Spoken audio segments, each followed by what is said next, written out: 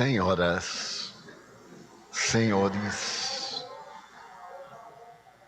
caras amigas, caros amigos, queridas irmãs, queridos irmãos espíritas, amigas e amigos que nos acompanham através da TV FERT e também das instituições pela internet, nossos votos de muita paz. O notável psiquiatra Carl Gustav Jung, fazendo uma análise da criatura humana, estabeleceu que, mesmo que tu tenhas um conhecimento intelectual relevante, que estejas preparado para os melhores debates e a tua cultura seja muito vasta, toda vez quando estiveres diante de uma alma, lembra-te, estás diante de uma alma. A visão junguiana a respeito do ser humano arranca-o do caos biológico a que foi atirado pelo materialismo para a essencialidade da vida. A ciência e a psicologia, particularmente, neste momento de tecnologia de ponta, estabeleceu parâmetros para entendermos o cosmo, decifrando vários enigmas que aturdiram as civilizações do passado. A ciência médica vem prolongando a vida na Terra a ponto de a maioria da população terrestre hoje é caracterizada por pessoas idosas. Ao lado dessa notável conquista, a física quântica, partindo dos raios catódicos do eminente William Crookes, que os descobriu em 1872 em Londres, fez que o ser humano adquirisse uma dignidade transcendental, demonstrando que vivemos o universo em energia e que essa energia apresenta-se sob estados muito variados e que a decantada matéria não passa de energia congelada. Da mesma forma que a energia, no conceito einsteiniano, é matéria desagregada. Nesta apresentação, que torna este o século das luzes, e que podemos viajar com a velocidade do pensamento através da cibernética, pela comunicação virtual de uma a outra parte do planeta, ou mesmo vasculhar algumas dos 200 bilhões de galáxias que se encontram próximos de nós, o ser humano chora. O ser humano sofre, não encontrou a resposta para as suas dores íntimas, as suas ânsias e inquietações.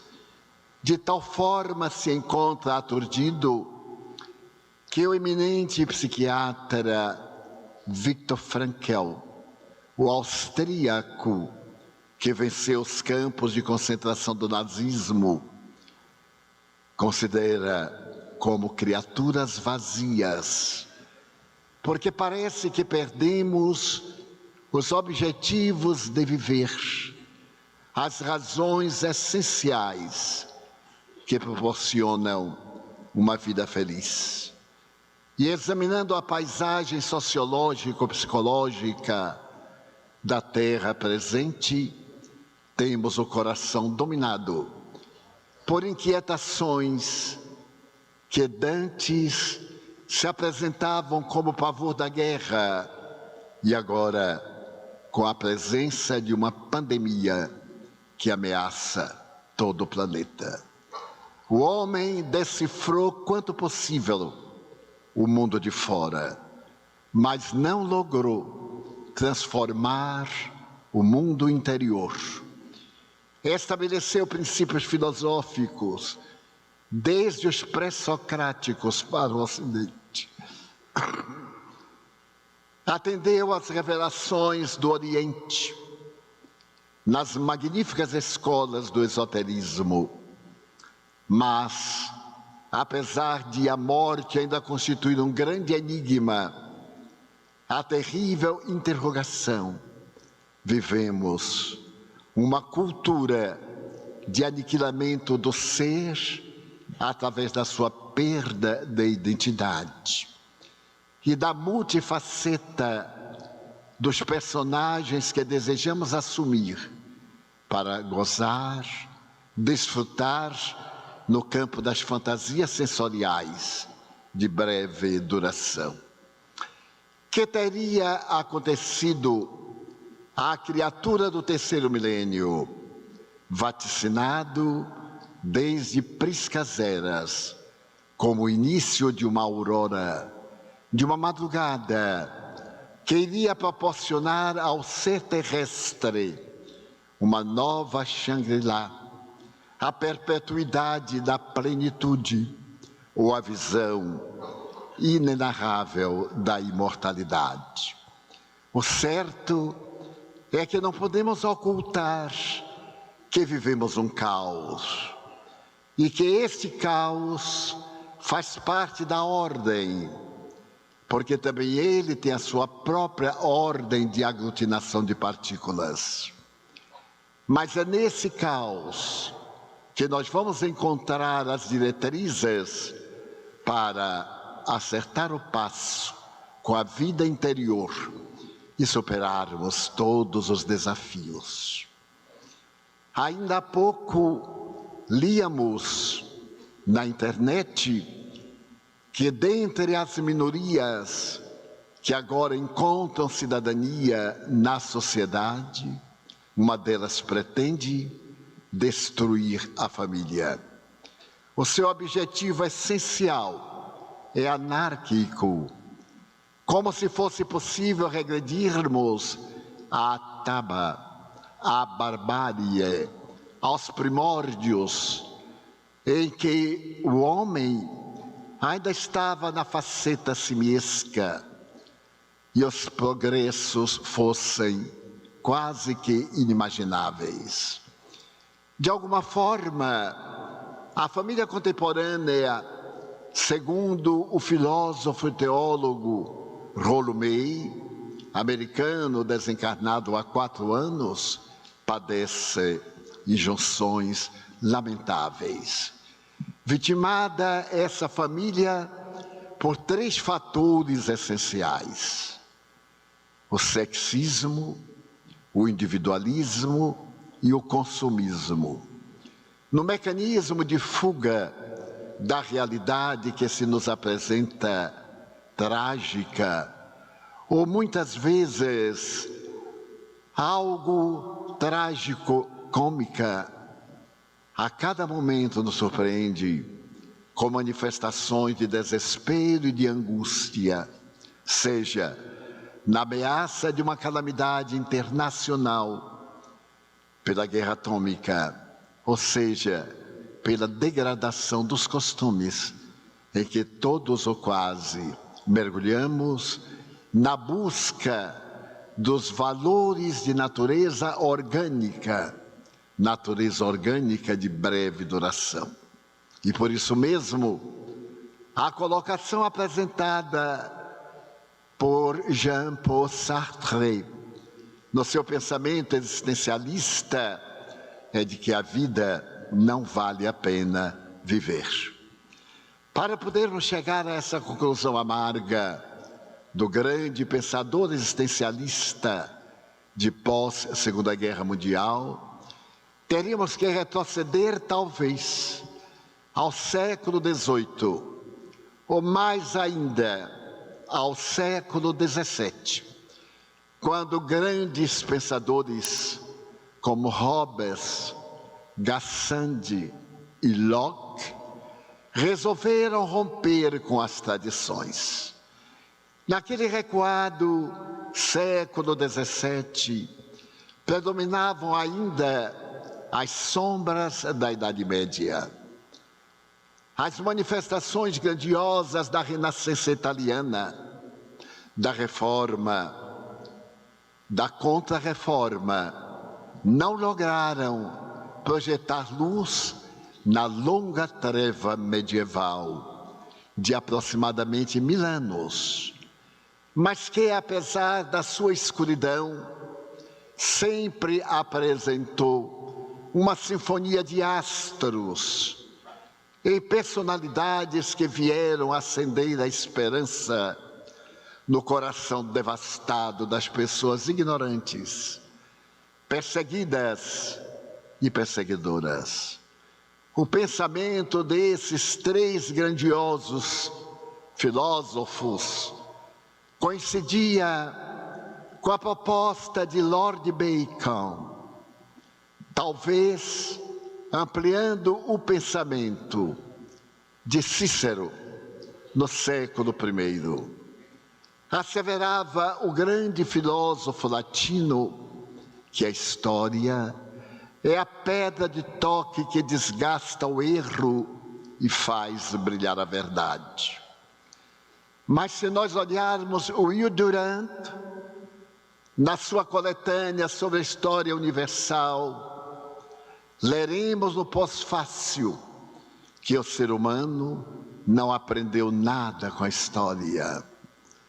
Nesses quase 7.000 anos de ética, de cultura, de civilização, tivemos apenas 600 anos de paz.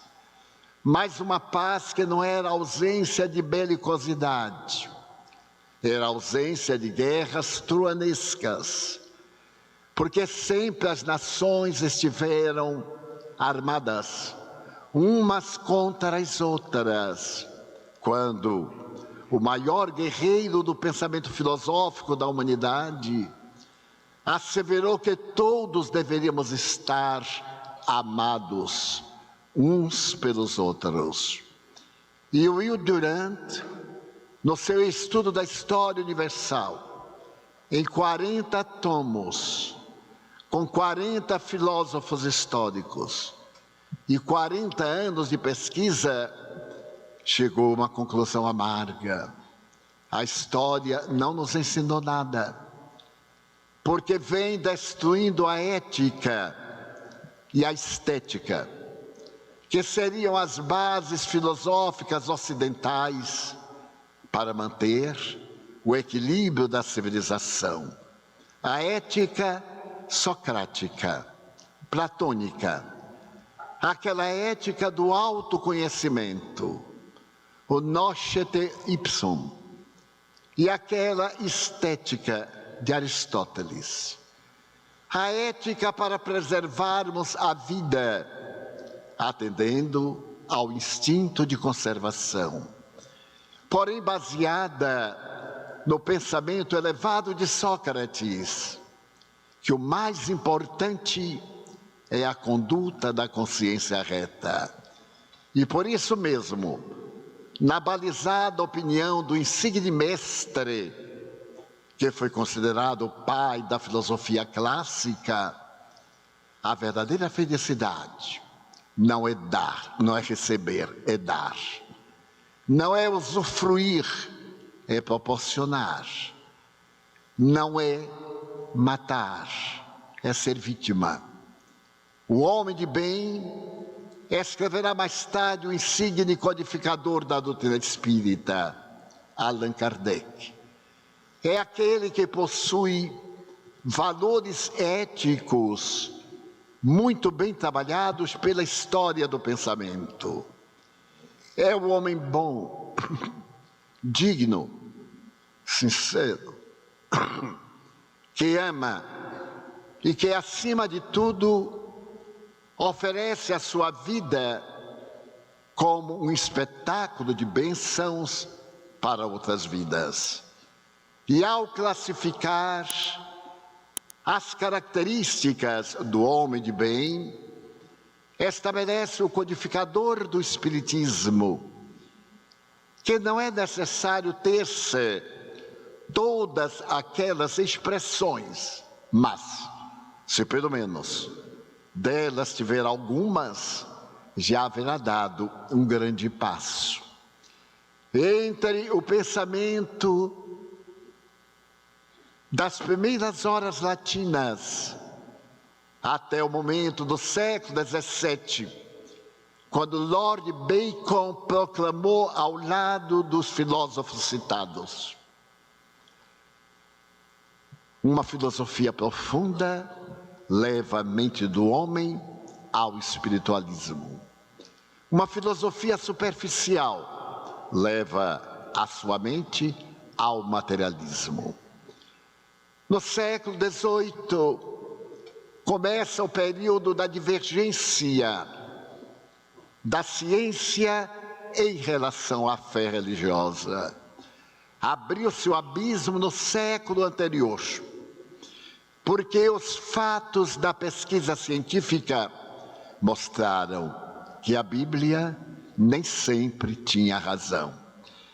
E que a história da paleontologia, da antropologia, das doutrinas fósseis, desde as pesquisas de Baptista Lamarck, ou do eminente pai da antropologia moderna, Charles Darwin, demonstravam que o processo da evolução não foi uma linha reta, final, conforme se encontra literalmente no Gênesis, mas parte de uma molécula da sucessão das águas oceânicas profundas, golpeando interminamente as pedras, fazendo destacar-se as primeiras cadeias de açúcar na intimidade dos oceanos.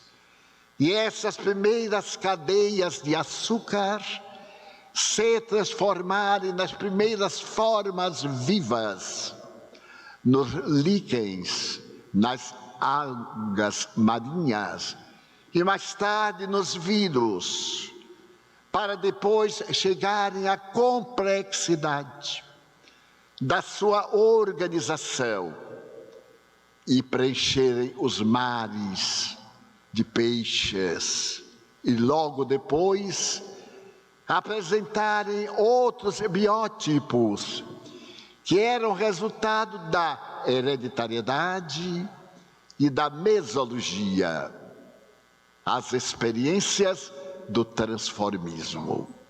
E mais tarde, no evolucionismo de Charles Darwin de 1859, esse processo antropológico, antropomórfico, até o primatas homini, e deste primatas homini ao Homo sapiens sapiens. E eu me atreveria pessoalmente a dar um passo à frente e alcançar o Homo virtualis. Toda essa evolução demonstra uma realidade pausadamente programada. O universo deixa de ser uma grande máquina para ser um grande pensamento. A sua movimentação que faz expandir-se e retrair-se, dá-lhe não a cronometria de um relógio, mas a vitalidade de um órgão que tem pensamento, que tem volume, que tem extensão no imenso vácuo entre as partículas. E nesse momento grandioso, quando podemos apresentar na escala fóssil, desde o primatas homini até o Homo sapiens, com um pequeno intervalo que nós ainda repetiríamos com Darwin, o elo perdido, nós vemos o psiquismo divino sendo responsável pelo Big Bang, de há 14 bilhões de anos. Quando o materialismo se ergueu para enfrentar a fé religiosa e negar uma causalidade para o universo, concebeu a grande teoria do Big Bang, a grande explosão. Mas para poder explicar a grande explosão, que seria o início do universo, já nos deparamos com o efeito. Porque havia duas forças, portanto, anteriores, que se equilibravam, até que uma delas adquiriu maior soma de energia e produziu choque. Nesse 14º bilhão de anos, o universo começou a expandir-se e ainda hoje os grandes telescópios conseguem registrar o grande estrondo que era resultado desse fator. E nós vamos encontrar nessa causa uma causalidade transcendental, o que levou a notável discípula de Viktor Frankl, que se dedicava a pesquisar a criatura humana na sua realidade, a doutora Elizabeth, a propor como base para a felicidade do ser, reservar alguns momentos para o estudo da sua transcendência. No decálogo apresentado por ela, a transcendência é essencial para que o indivíduo compreenda a sua realidade de sua presença. Então nós vamos encontrar na doutrina espírita, que surge no século XIX, a nova ciência, que vai colocar luz na treva dos debates. De um lado, nós temos Schopenhauer, trazendo a doutrina da negação, da consciência e da vontade. Logo ao seu lado, seguindo-lhe as pegadas, Friedrich Nietzsche, negando Deus, matando Deus, no seu Assim Falava Zaratustra. E logo depois, nós vamos encontrar no existencialismo cristão, apresentado no Ocidente, como sendo uma maneira de interpretar Deus não dentro dos padrões do fanatismo religioso da fé cega, mas através da lógica e da razão. Pedro Insigne dinamarquês, que veio a desencarnar muito jovem e abriu os horizontes do mundo para uma visão existencial, que veio desbordar no pensamento mais moderno de Jean-Paul Sartre. No existencialismo imediato, era a Segunda Guerra Mundial, aonde estava Deus? Perguntavam no campo de concentração os judeus, onde está Jeová, que não vê o holocausto de milhões de pessoas, somente porque pertencem a outro clã? E também muitos cristãos, dos esgotos de Paris, de Londres, ou dos países devastados pelo nazismo, pais entregando as filhas à soldadesca por uma barra de chocolate, ou religiosos abdicando do seu dever sagrado de conduzir vidas associando-se ao nazismo destruidor para preservar a própria vida. Eles que ensinavam, e aquele que der a vida por mim, tê-la ganho. Estavam ganhando a vida que perdiam, que era a da imortalidade da alma. Vem esse momento trágico. Sartre, ao consorciar-se com Madame de Beauvoir, vai estabelecer uma nova ética para a linha do consórcio matrimonial.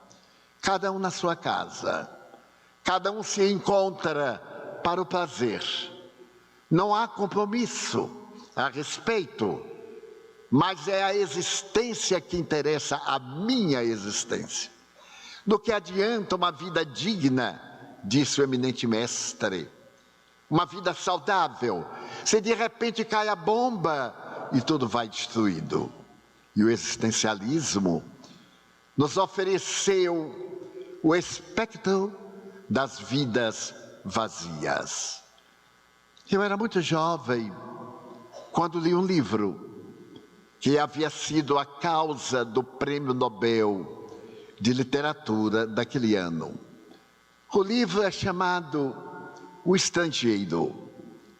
E esse livro é escrito por um argeliano muito amargo, que procurou traduzir o seu conflito através desta obra, em síntese, em a narrativa da minha emoção, no ipsis verbis. Ele era uma pessoa indiferente, vivia em Paris, e depois foi para Argel, que pertencia à França. A Argélia era dominada pelos franceses. E vai a saber que a sua mãe, que morava no interior, havia morrido. E por um dever social, ele não gostava da mãe. Não tinha interesse, não gostava de ninguém.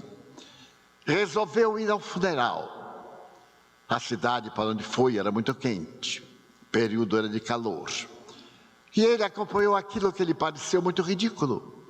A pessoa morta, os lamentadores remunerados, as pranteadoras que choram para ganhar dinheiro, e a mãe.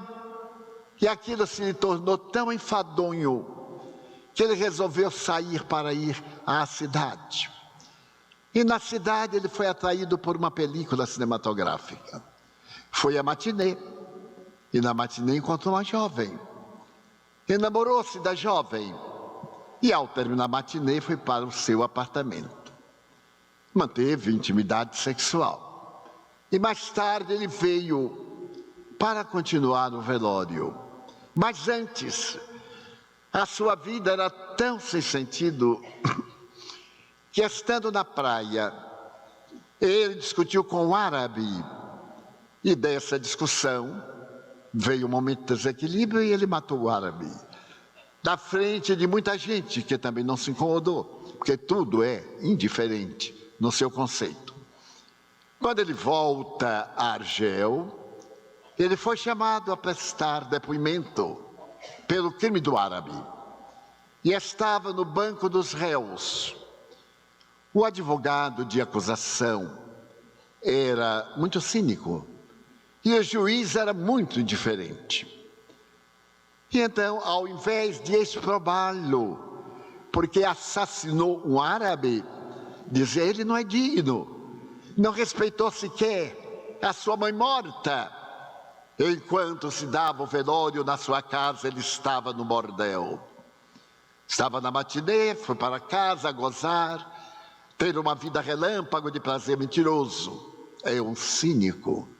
E ele começou a pensar, estarei sendo julgado pela morte de minha mãe ou pela morte do árabe?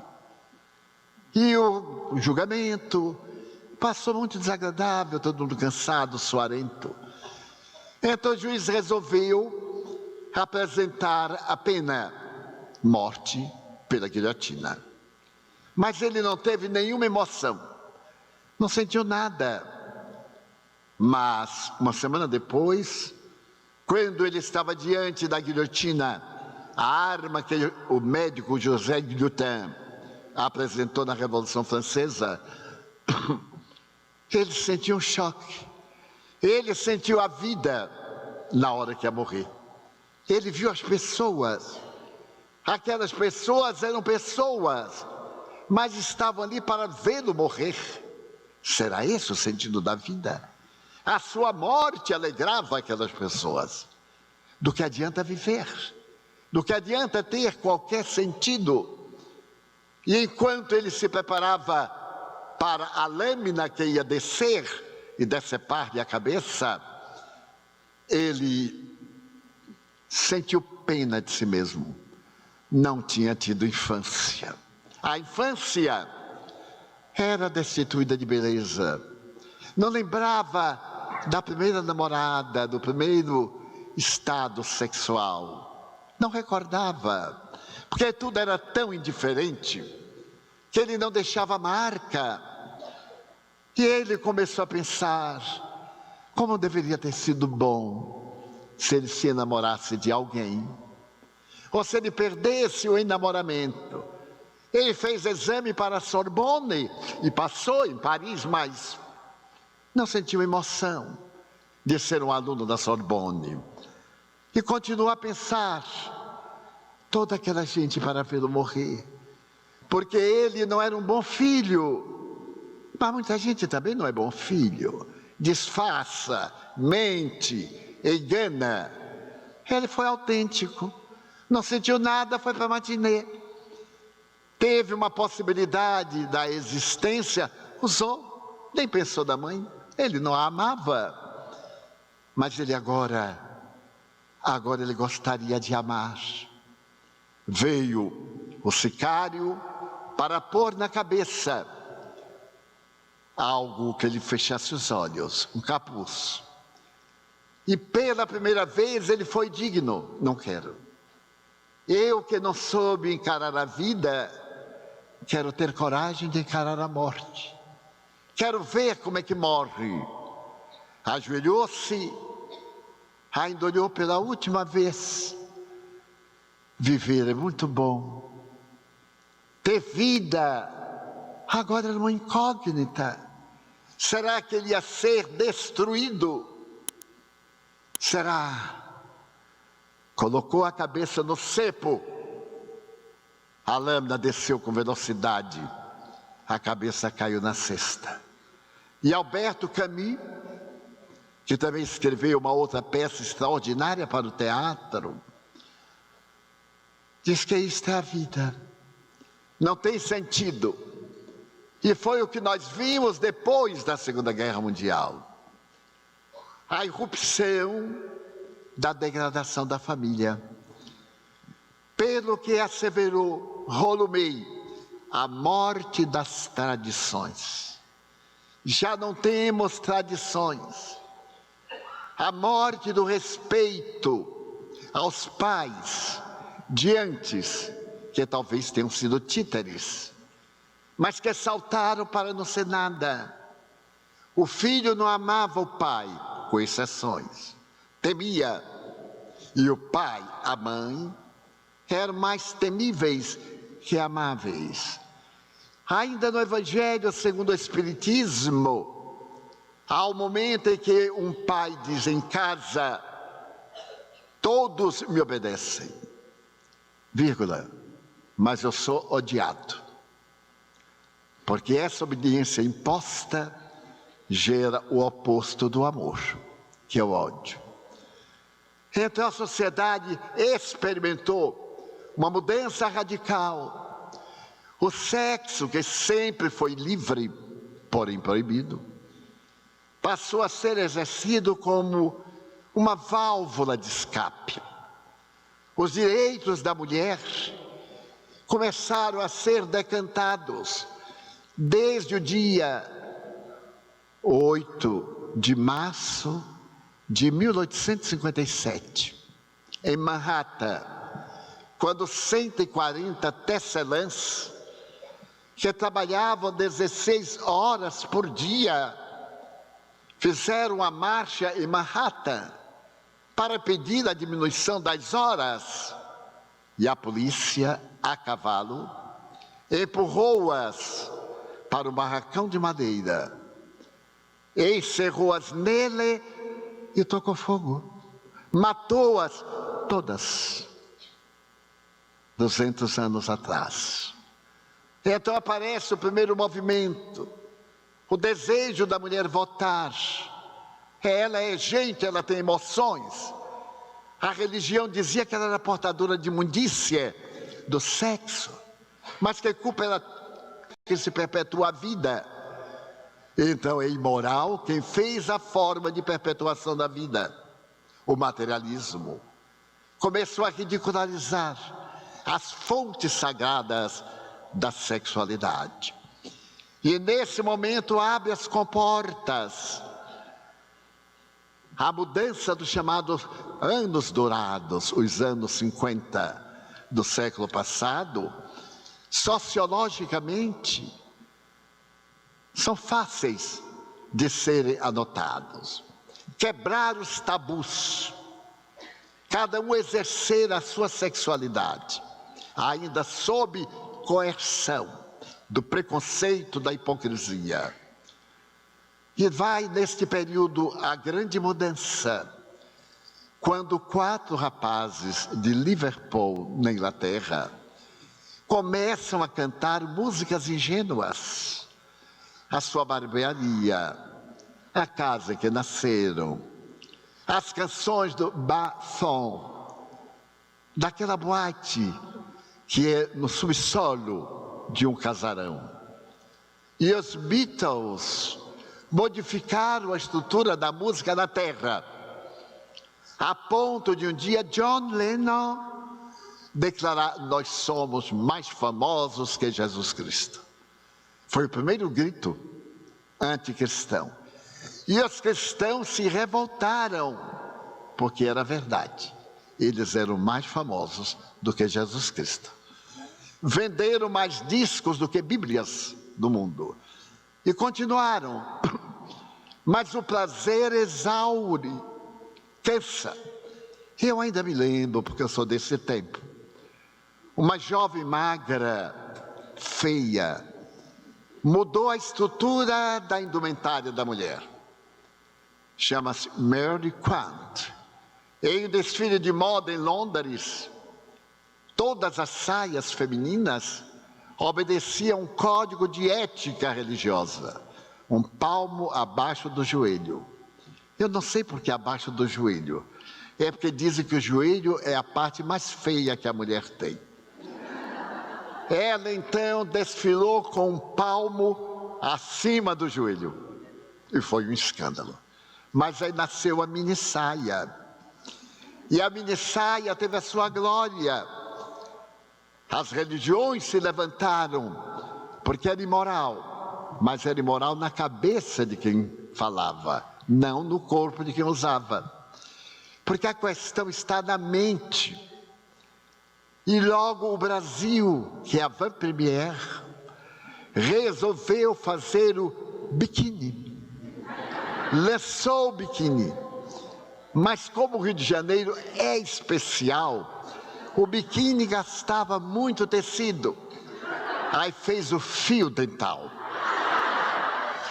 E então o conceito de nudismo desapareceu.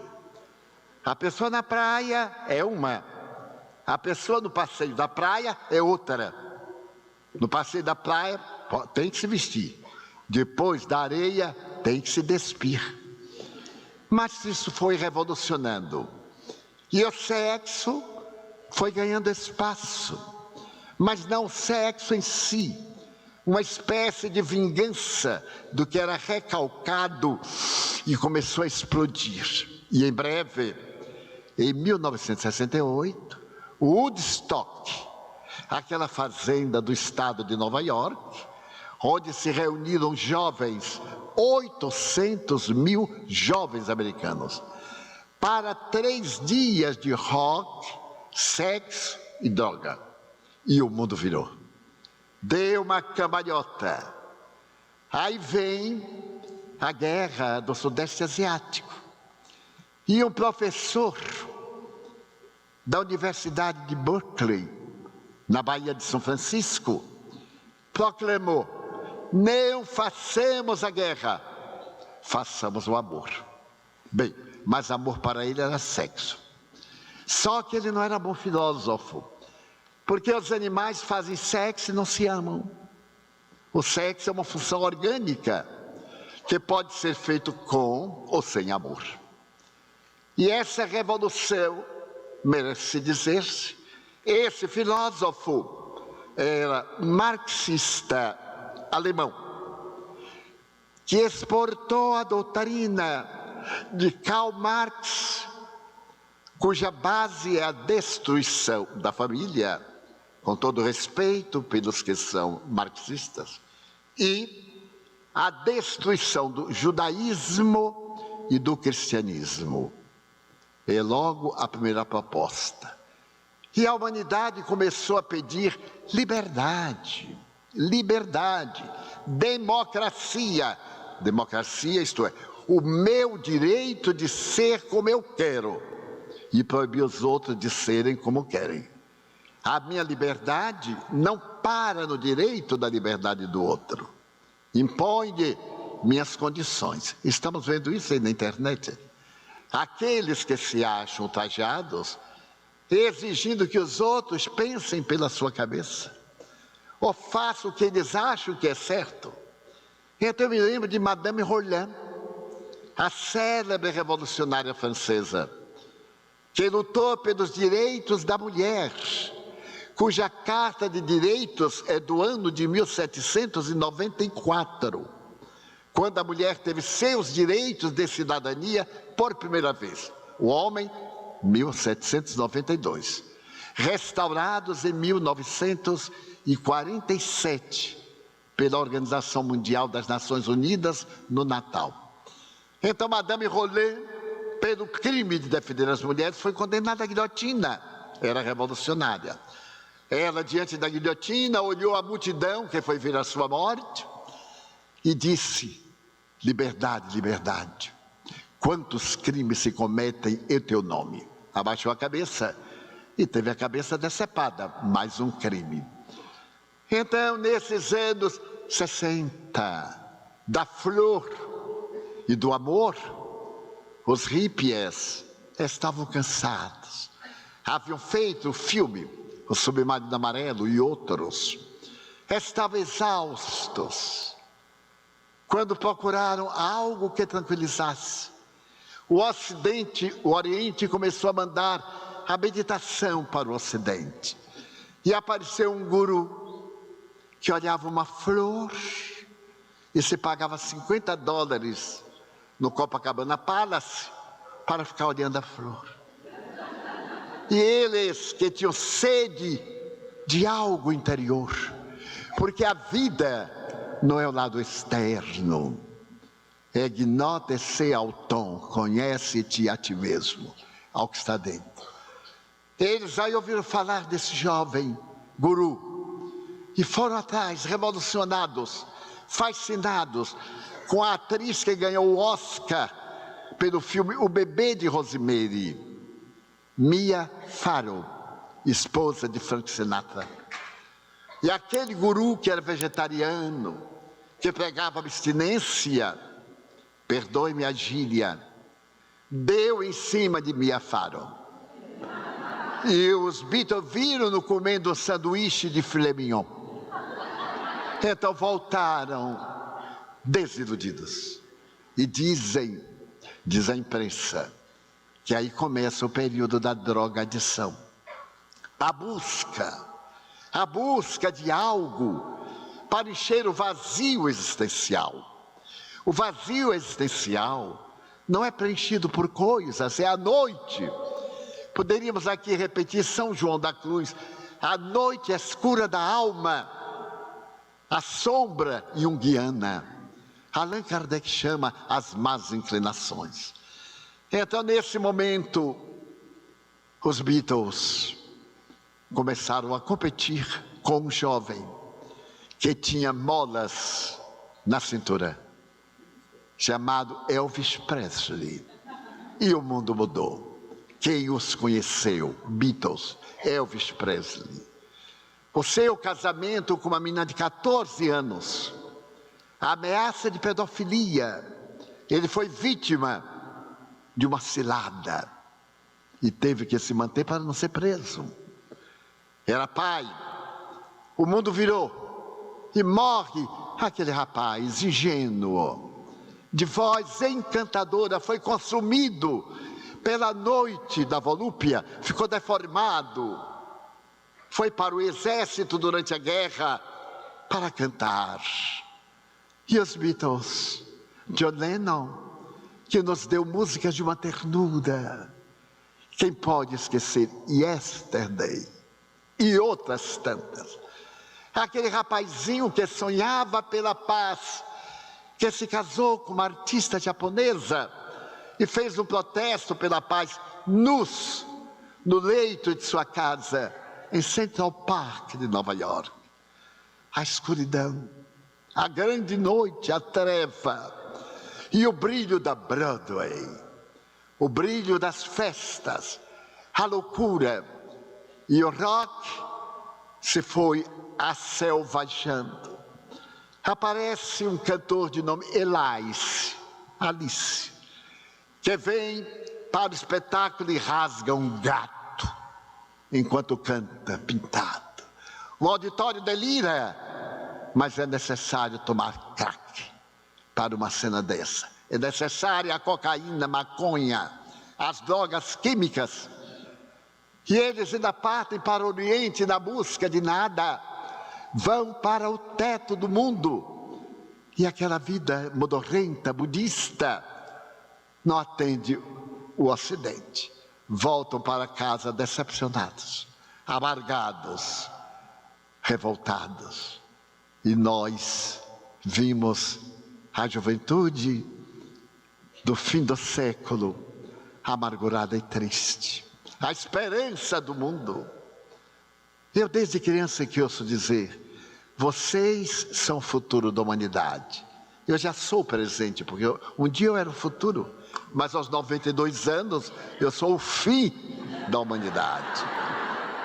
Então, nós entramos numa sociedade em que o valor é o exótico, é o estranho, nenhuma censura de minha parte, é uma análise sociológica, religiosa.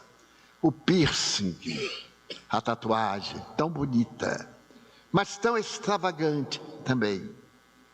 Nenhuma censura de minha parte, repito 1000 vezes, é uma análise, para poder demonstrar a noite em que nós mergulhamos. A ciência luta, e no ano de 80, um jovem comissário de bordo da KLM tem um câncer de Kaposi no rosto, apodrece em vida, e é o paciente zero do que se chamará mais tarde AIDS ou SIDA. E vem essa pandemia. Os portadores de AIDS são os leprosos do fim do século. São caçados como bruxas pela Ku Klux Klan. Em New York, na parte do bairro dos artistas, eles morrem embaixo dos viadutos. Madre Teresa de Calcutá, atendendo ao apelo do cardeal de Nova York, vai erguer uma casa e caçá-los. A doutora Elizabeth Kübler-Ross, em Washington, na sua casa, tem 20 anos de pesquisa de fenômeno de quase morte e leva crianças sadias, filhas de aidéticos. E a sua casa foi queimada. Ela perde 20 anos de pesquisa pela loucura que tomou conta da terra. E a AIDS vai ceifando vidas até hoje, até agora. 4 milhões de infectados. E agora somos premiados há menos de um mês com esta nova pandemia que vem da China. E que quando nós notamos que estamos doentes, já estamos morrendo. Porque nós entramos na grande noite. E o que é que nós fizemos de tanta cultura, de tanta arte, de tanta beleza, de tanta tragédia? Colocamos no Museu de Arte Moderna de Nova York um homem nu, para que as crianças vissem o seu sexo, como se não tivessem pai em casa, como se não tivesse mãe em casa, porque o pai e a mãe são os modelos, devem estar despidos diante dos filhos, devem banhar-se com eles, até o dia em que a curiosidade infantil lhe faça qualquer pergunta, se fizer, porque eu nunca fiz, nunca tive necessidade de fazer a meu pai e a minha mãe, mas não expor essa coisa deprimente como arte. Bom, também não discuto, eu não entendo de arte, não é a minha área. Logo depois, a arte pornográfica no Museu de Belo Horizonte, de natureza sexual, as aberrações com animais. Depois, em Porto Alegre. E agora, com licença dos senhores, deste portal, a porta do fundo, com Jesus homossexual, São José depravado, Maria Santíssima pornográfica e os discípulos todos aturdidos de sexo. Em uma forma de mostrar que nós perdemos o sentido da ética, da estética, que é a harmonia, e para a luxúria, que demora 16 a 18 segundos, e deixa o cansaço, a sede da água do mar, tem mais sede, a alucinação e a coisificação. Passamos a ser coisas. Quem gosta de ler, por favor, leia Em Busca de Sentido, de Viktor Frankl. É sua biografia. Nesse livro, esse psiquiatra extraordinário, austríaco, considerado o maior do século passado, conta que estava escrevendo um tratado de psiquiatria quando os nazistas entraram em sua casa em Viena e o arrancaram a ele, ao filho, ao pai, à mãe, à esposa, e levaram para um campo de concentração. Mataram 78 membros da sua família, mas ele se negou a morrer. Mas bem, ele estava escrevendo, quando foi levado para o campo, então ele levava os originais, foram pegados, jogados no forno crematório. E ele, que se chama Viktor Frankl, estendeu o braço para ser tatuado um número. E o que mais me impressionou no livro é que a partir daquele momento ele não era gente, era uma coisa. Porque o nome nos dá identidade. Qual é a sua identidade? A minha não é apenas a minha persona, é a minha identidade. Então, quando eu estou o Divaldo Franco, sim, aquele rapazinho que prega espiritismo, etc. Não, é o velhotinho, é a mesma coisa. Pois bem, mas ele passou a ser um número, que hoje nós somos coisificados. A criatura é uma coisa que não tem nenhum sentido, nenhum valor, porque só interessa o meu eu, o ego. Mas um ego insaciável, porque nós queríamos tanto liberdade. Mas será que essa liberdade nos dá o direito de coartar a liberdade dos outros? Ou liberdade é aquela dimensão que para na fronteira da liberdade do outro? Porque se passar é libertinagem. Para isso temos dicionários. Então, nós estamos tatuados para atender às paixões e perdemos a humanidade. Eu recebi hoje, mandado por um amigo psiquiatra de Porto Alegre, a história de um cavalo que raciocina mais do que muitos amigos meus. É um cavalo extraordinário. Além das suas peculiaridades, ele ama as criaturas humanas. E então ele sai e vai aos hospitais visitar os doentes, cheirá-los, e especialmente asilos de idosos. E os idosos reencontram a sua identidade. Perderam-na, a família jogou lá, é uma coisa que se paga uma mensalidade por período, e fica lá o abandono, e o cavalo vai. Então agora tem naturalmente que leve o cavalo, e o cavalo encosta a face, a cara, no ombro e chora. Então, o amigo perguntou: o que você acha? E eu me permito dizer uma coisa para a qual peço perdão. Eu digo, infelizmente, alguns homens, no sentido genérico, animalizam-se, e alguns animais humanizam-se. É um paradoxo, é uma grande noite.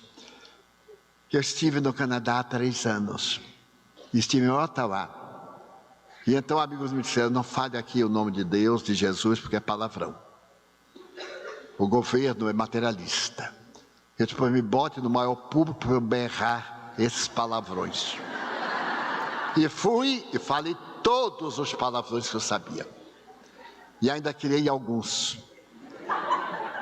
Será isso liberdade? De espizinhar a crença do outro, de espizinhar a dignidade do outro, de agredir vultos históricos que dividiram a história da humanidade, que são símbolos, que são modelos, que são guias incomparáveis, insubstituíveis, só porque eu sofro de uma anomalia, de uma patologia, para ridicularizar, que isso é um estado conflitivo de esquizofrenia. Este horror social é um transtorno esquizoide. Então isso não é liberdade. Mas felizmente raia uma era nova. Quando nós chegássemos aos extremos, Marcos 13, 30 do Evangelho de Jesus, o Senhor teria compaixão de nós e nos socorreria. E quando vós perderdes o contato com a minha palavra, eu vos mandarei o Consolador, o Paracleto, o advogado, não o solucionador, o Consolador. Porque se ele mandasse o solucionador, nos transformaria em párias ociosos. Mas o consolo para nós encontrarmos a solução dos nossos problemas que estão dentro de nós. Pelo trabalho de amar, porque o grande desafio deste momento é amar. Coragem não é despir-se em público. Uma Miss Mundo despida disse: o choque demora 30 segundos, depois acostuma. Mas amar é necessário ter coragem de olhar ao covarde, ao traiçoeiro, ao enganador e dizer: ele é um infeliz, porque o é. Realmente, céu. Todos aqueles que ferem é porque trazem a alma ensanguentada e não conseguiram parar a hemorragia. Todos aqueles que zombam, que ridicularizam, têm conflito. Porque quem tem paz, quem está bem, zela pela paz e preserva a plenitude. Então ele prometeu que mandaria o Consolador e veio e encontrou as barreiras assinaladas por Nietzsche. Nietzsche, o grande filósofo cínico e pessimista, dizia: toda ideia nova passa por 3 fases. Primeiro, é negada. Segundo, ridicularizada. Terceiro, aceita. Tudo. Imagine quando Oswaldo Cruz, no Rio de Janeiro, começou a combater as muriçocas com os guardas mosquito. Os guardas mosquito eram apedrejados pela ignorância à noite e salvaram o Rio de Janeiro das pestes transmitidas pelo mosquito. Eu ainda me recordo que eu sou do tempo das injeções que eram colocadas no aparelho e ferviam, era uma coisa engraçada. Não matava micróbio nenhum, nem matava mosca, mas fervia. Botava aquilo bonitinho, a ampola, o álcool, a água, e fervia. E um médico, muito meu amigo, disse que foi visitar um paciente com impaludismo. E naquele tempo, o antídoto para o impaludismo era a atebrina. Veja que memória que eu tenho, hein? Isso foi no século XII. Pois bem, e então ele ficou ali do médico, tirar o estojo de metal, colocar água, tirar a seringa, abrir a agulha, acender aquele fogo, a coisa ferver. E então o médico tirou, colocou o produto. Quando ele chegou no doente, ele disse: de jeito nenhum, o senhor não vai me dar chá de vrido. E não tomou o chá de vrido e morreu. Morreu de paludismo. Então nós fomos nos adaptando. Pasteur, quando criou o soro antirrábico, mas ele não podia criar, ele não era médico. A Universidade da Sorbona negou-lhe o direito de entrar. Hoje tem uma estátua no centro da Sorbonne, Pasteur, que salvou milhões e salva até hoje, porque não foi apenas o soro antirrábico, é o pai da microbiologia. Eu me lembro de tantos, principalmente desses grandes heróis da nossa saúde. Sabe como Pasteur era chamado? O velhinho de óculos caçador de bichinhos voadores, porque ele andava procurando os bichinhos voadores, que eram os micróbios. Quando Inácio Semmelweis pediu aos médicos que lavassem as mãos, 1848, lavassem as mãos, porque na maternidade de Viena, na primeira clínica, em cada 20 partos morriam 18 mulheres com infecção puerperal. Na enfermaria dos estudantes, morriam 12. Mas como é que os médicos matavam mais do que os estudantes? E Semmelweis teve ideia que era alguma coisa na mão, porque o médico que se respeitava tinha um avental sujíssimo, as mãos sujérrimas. Quanto mais sujo, mais cliente. Então era essa filosofia. Ele disse assim: então lavar as mãos. E ele próprio começou a lavar as mãos. E percebeu que continuava então usar sabão e limpar a unha com um grampo. Ai, que ousado! Ele foi expulso da Universidade de Viena. E o magnífico reitor, o Dr. Klein, disse ipsis verbis: aqui em nossa universidade, nós vivemos segundo a tradição do nosso imperador. E quem não obedecer, Ruba, expulsou Inácio Semmelweis.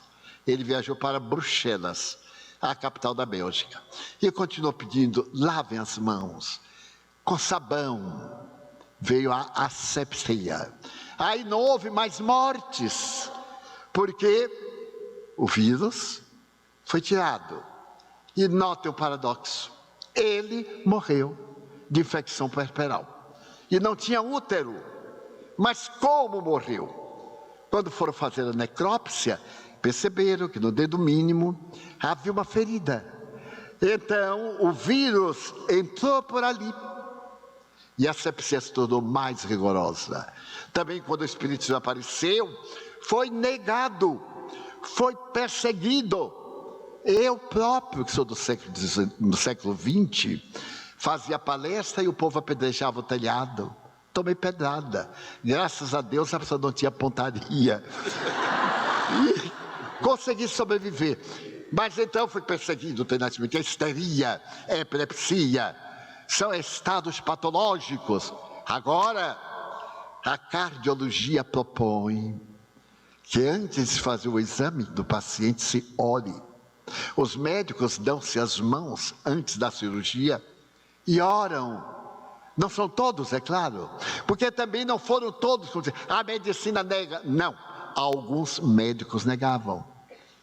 Todo indivíduo de mediunidade era esquizofrênico. Eu aqui estou com 72 anos, absolutamente lúcido, com hérnia de disco, que eu acho chiquérrimo. Mas perfeitamente. Quando alguém me diz qualquer coisa, eu digo: alto lá. A minha doença é da cintura para baixo, a cabecinha está linda. Então veio essa luz combater a treva da ignorância que ainda remanesce em nós, que ainda está asfixiando a sociedade contemporânea, que ainda está dificultando a nossa marcha. Quantos de nós nos sentimos constrangidos diante das aberrações? Eu fui funcionário público, graças a Deus. A coisa melhor que Deus fez no Brasil foi criar funcionário público, porque o nosso salário porque agora não é mais, era uma coisa, dava para viver morrendo até morrer. Mas eu sobrevivi porque fui chefe de seção.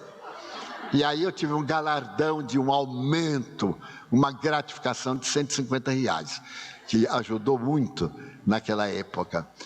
E então eu trabalhei no setor de assistência médica, o que os médicos diziam da evolução, acompanhar a evolução, a asepsia. Hoje, quando nós entramos na sala cirúrgica, 80% do êxito está na asepsia e na ausência de uma infecção hospitalar. Veja o que ganhamos. Ainda me lembro das amputações a machado. Embriagava o indivíduo e havia médico especialista que cortava a perna com 2 golpes apenas. Então, era tudo na dor, quando veio a bênção da anestesia. E sabem como começou? Num espetáculo de teatro. Um dentista estava olhando o hipnotizador e então percebeu que casualmente ele bateu a perna na ponta de uma cadeira e não sentiu nada. Aquilo lhe chamou a atenção. Então ele foi ver a hipnose e começou a fazer experiências. Abalou a Inglaterra e a rainha Vitória foi fazer o seu parto com hipnose para não sentir dor. Mas a Bíblia dizia que se tinha que parir com dor e ela pariu sem dor. Então algo estava errado. E aí as mulheres inglesas começaram a fazer hipnose. Vieram agora os atos cirúrgicos maravilhosos. Mas tudo isso é tão peculiar. Porque esse filho de Vitória, nós éramos muito amigos, somos parentes, por isso eu chamo Vitória. O filho de Vitória era hemofílico. Se tivesse descoberto na hora, iam dizer que Deus castigou. E ele foi hemofílico. Porque a hemofilia é somente masculina. O homem tem que pagar também alguma coisa, né? A mulher tem o parto, tem dor, o homem tem hemofilia. A mulher tem, mas transmite. E o homem que paga a hemofilia. E ela fica contente aí com a sua hemofilia ajudando a humanidade. Então nós vemos uma força transcendente fazendo o controle da barca da terra. Essa nau tem um comandante no leme. Então quando eu imagino a China com seu poder armamentista, com as bombas de hidrogênio, com as ameaças de guerra biológica, com seus depósitos imensos de bactérias para destruir o mundo, agora vencida por um vírus invisível a olho nu.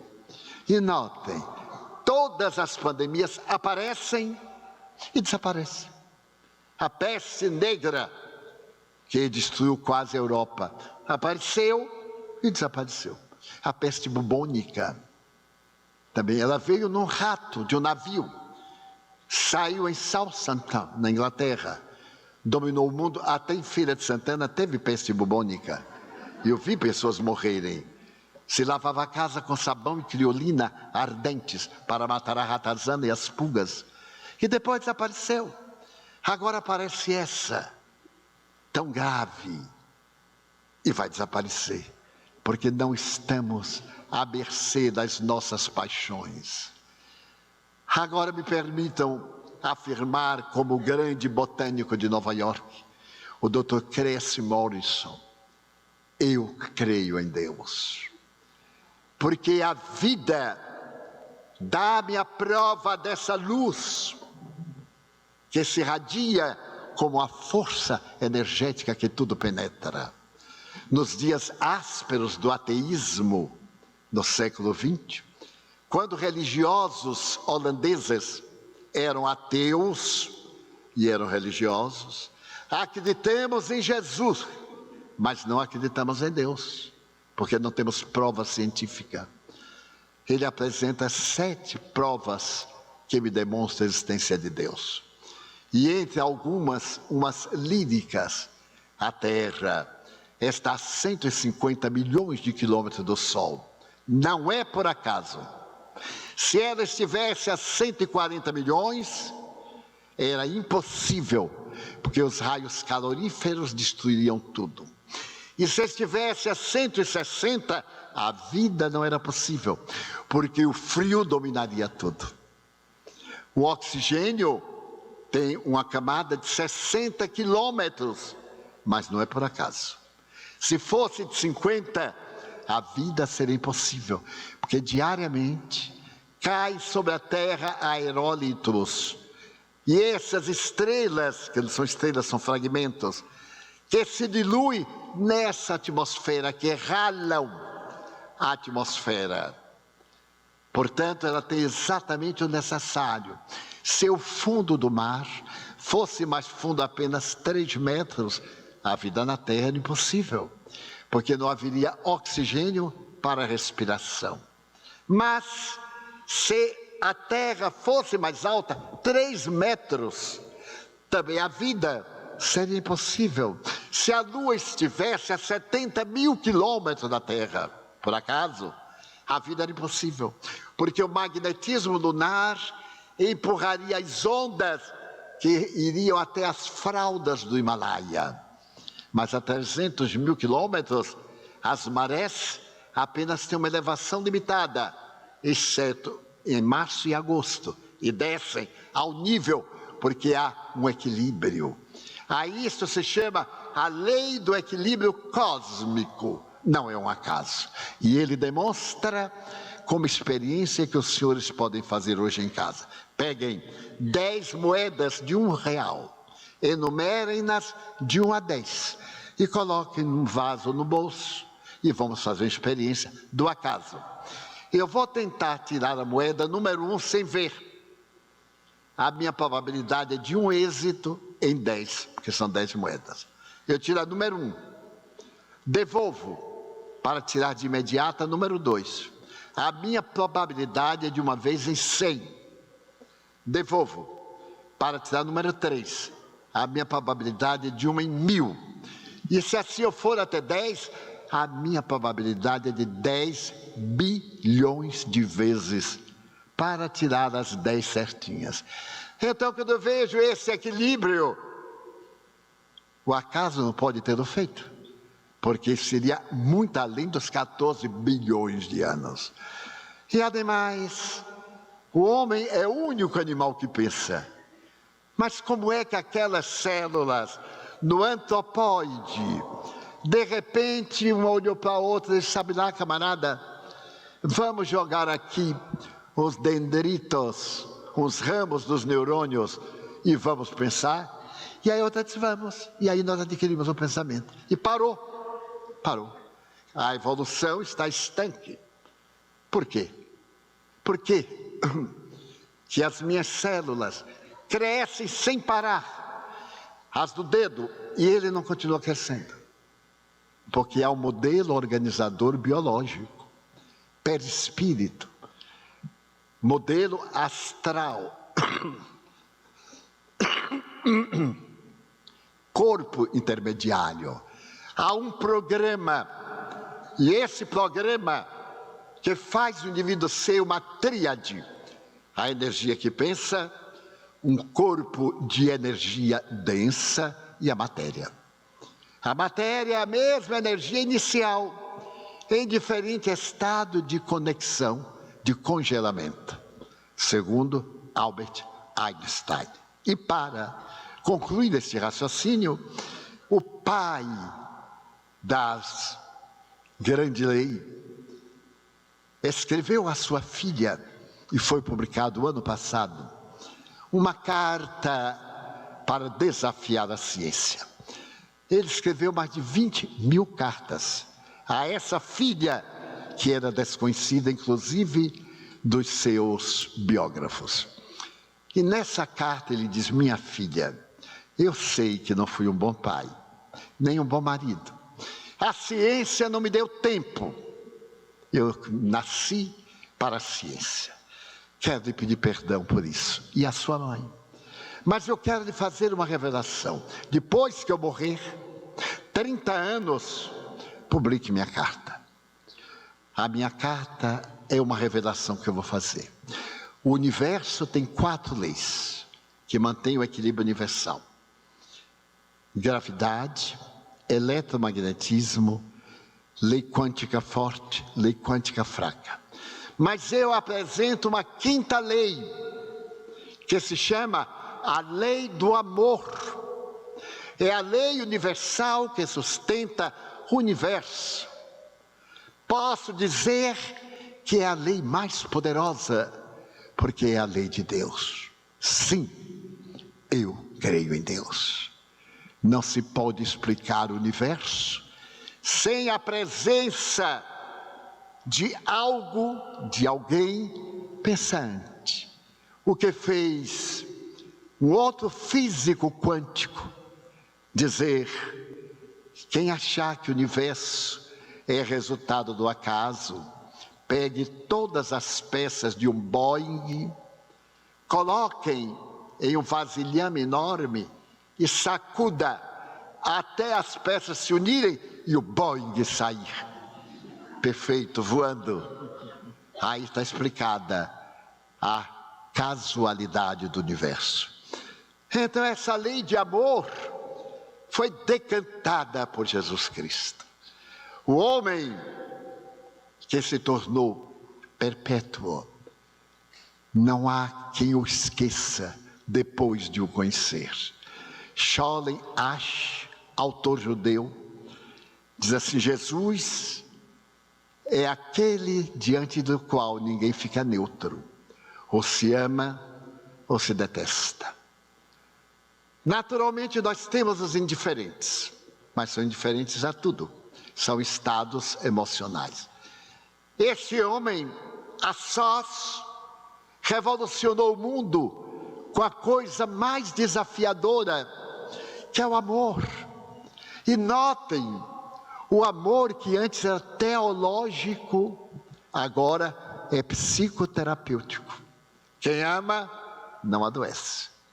Isto é, quem ama não fica doente. Tem doença, mas não é doente. Ter é transitório. A gente tem hoje, não tem amanhã. Tem amanhã, não tem hoje. Agora, ser é um estado permanente. Então, nós que temos doenças, pelo nosso amor, conseguimos libertar-nos.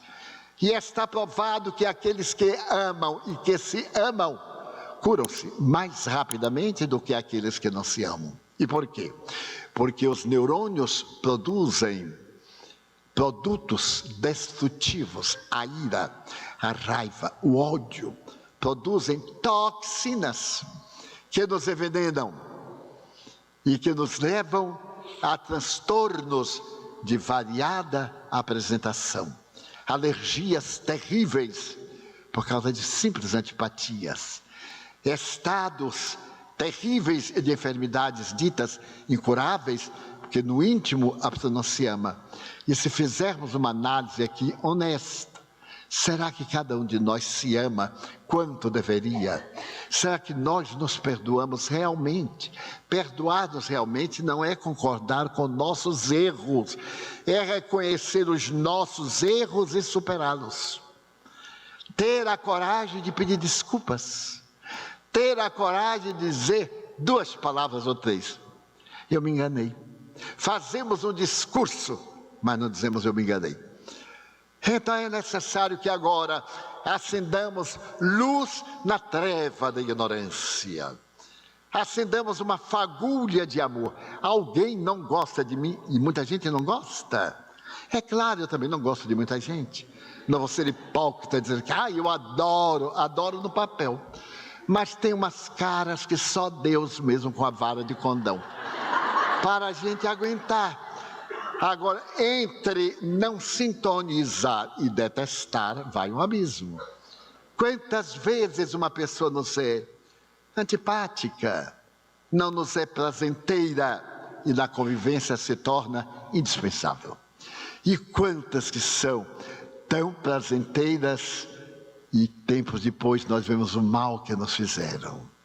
Quantas vezes nós perdemos um bom amigo pela cara feia que ele tem.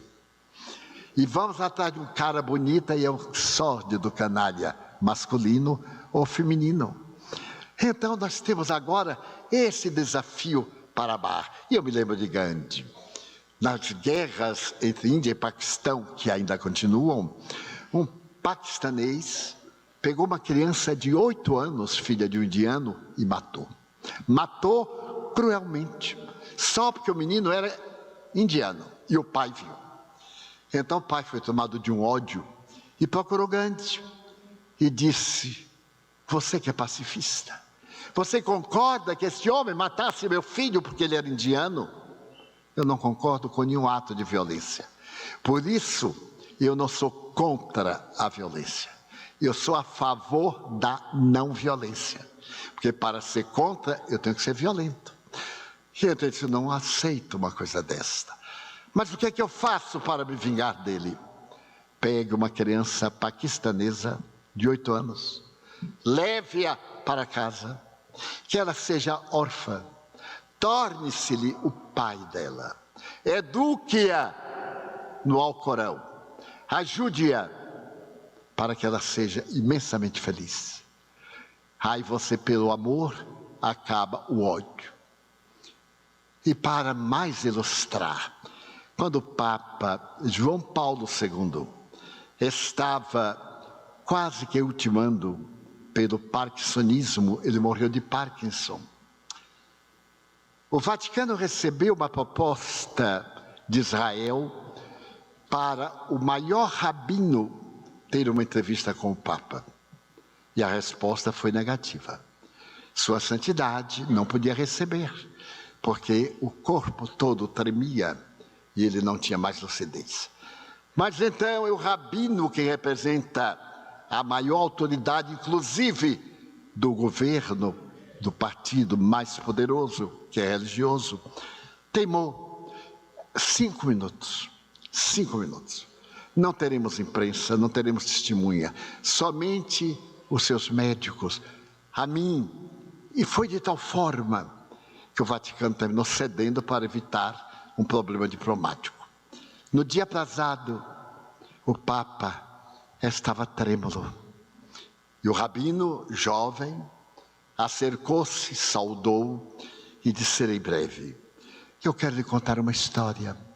Durante o ano de 1939, mais ou menos, em uma aldeia polonesa, uma mulher judia tinha um filhinho e começou a perseguição. A Polônia foi invadida em setembro de 1939 e ela viu que ia morrer e que seu filho ia ficar órfão. Ela era muito amiga de uma senhora católica e pediu à mulher católica para ficar com seu filho. E a mulher católica: mas fique com meu filho, eu não quero que ele morra, ele na sua mão ninguém fará nada, mas eu lhe peço uma coisa, eduque-o na doutrina de Israel. Ela disse: mas eu sou católica, mas me faça essa caridade pela sua fé religiosa. Ela disse: farei. Uma semana depois a mulher foi levada para o campo de extermínio e morreu. A senhora tomou conta da criança. A criança cresceu. E quando a criança completa 14 anos, ela é submetida a um ritual de natureza própria do judaísmo, o mitzvah. E então, a senhora não sabia o que fazer, porque se passasse daquela idade, teria que fazer mais tarde. Ela foi ao seu confessor, ao padre, e disse: padre, eu estou nessa conjuntura. E contou-lhe: eu não sei o que fazer. E o padre lhe perguntou: você prometeu? Prometi. Eu prometi que eu educaria no judaísmo. Então, minha filha, mande fazer o mitzvah e mande-o para um kibbutz de Israel. Mas é meu filho, mas você prometeu. E como cristã, você não pode defraudar. A senhora fez o batismo e mandou para um kibbutz em Israel. Passaram os anos, aquele padre viajou o mundo. Aquele padre se tornou muito importante, santidade. Aquele menino cresceu. Sou eu. Aquele menino sou eu. O mais famoso rabino. Mas aquele padre é o Senhor. Foi o Senhor quem deu o conselho à minha mãe. Eu venho lhe agradecer em nome do mesmo Deus de Israel, que é o Deus dos cristãos. Porque na hora em que nós nos amarmos a este ponto, Deus estará presente em nossos corações. Daí, a grande noite precisa de um clair de lune, de uma noite de luar, de uma lua serena, que deixe a sua mensagem de prata sobre as águas tranquilas do mar da humanidade no momento agitadas. E que essa luz suave, prateada, vá até a grande senhora da noite, que reflete o sol do dia, e fale de um momento de amor, quando Cristo, o Buda, o Krishna, o Mohamed, o Zoroastro, façam que a humanidade se veja como criaturas que se amem. Quando filhos respeitem pais, quando pais eduquem filhos, quando jovens amparem idosos, quando idosos cedam o passo aos jovens. Na hora em que a dor seja diminuída pelo ruído das canções. Na hora em que o desespero seja aplicado pela musicalidade da esperança. Então, neste momento, nós poderemos dizer: reina paz na terra. Louvado seja o Senhor de todas as vidas. Façamos o nosso intervalo. Muito obrigado.